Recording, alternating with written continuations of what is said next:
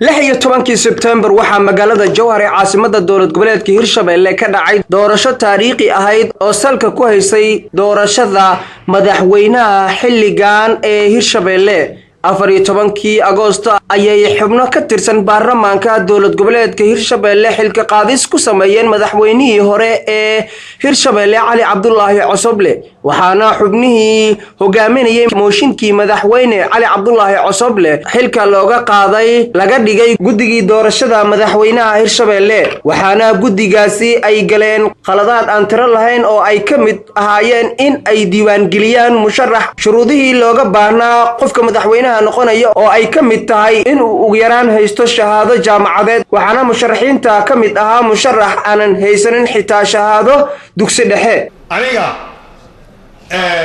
waa booda iyo waa dhaca iyo badii webigaan isku xira iyo aqoon badan aan leeyahay iyo jaamacad hebla iyo dugsi hebel aan ka soo baxay midna ma idhahaayo adinkana waa ogtihiin aniga waxaan ka soo baxay jaamacadaydu waxa waaye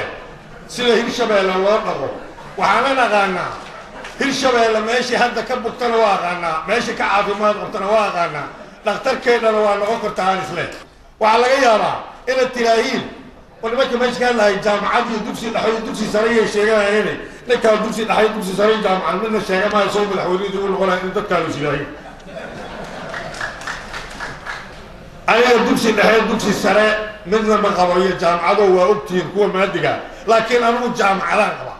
jaamacadan qaba waxa waaye aragnimo waxaan isleeyahay midda nimanka saaxiibada ay u sheegteen oo aqoonta maadiga ah jaamacadaha hadda maanta waxa u baahan Hirshabeele isle Hirshabeele uma baahna jaamacada musharaxiinta kale saaxiibada ay u sheegteen waxay u baahan tahay tayda maanta toodana maalin ay u baahan tahay gudiga ayaa sidoo kale warqadii codbixinta ka reebay musharax Cabdikariin Cali Nuur oo markii dambe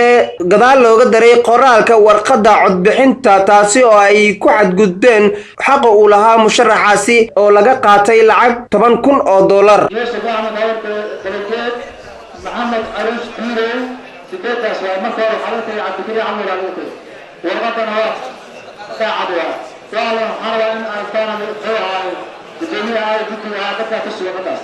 gudiga doorashooyinka madaxweynaha Hirshabeele ayaa musharaxiinta ka qaaday lacag $80,000 taasi oo aanan la garanaynin meesha ay ku dhacday telefishinka Saab TV ayaa isku dayay in uu wax ka ogaado halka ay ku dhacday lacagtaasi $80,000 ah balse gudiga doorashooyinka madaxweynaha gaar ahaan afayeenka gudiga ayaa ka hor istaagay TV-ga Saab wax ka ogaashaha amurahaasi ugu dambeyn qaladaadki ka dhacay doorashada ayaa waxa kamid ahaa in gudiga doorashooyinka lacag ku kala qaadanayeen kambeynarada musharaxiinta iyo xildhibaanada dowlad goboleedka Hirshabeele iyada oo inta doorashada ay soconaysay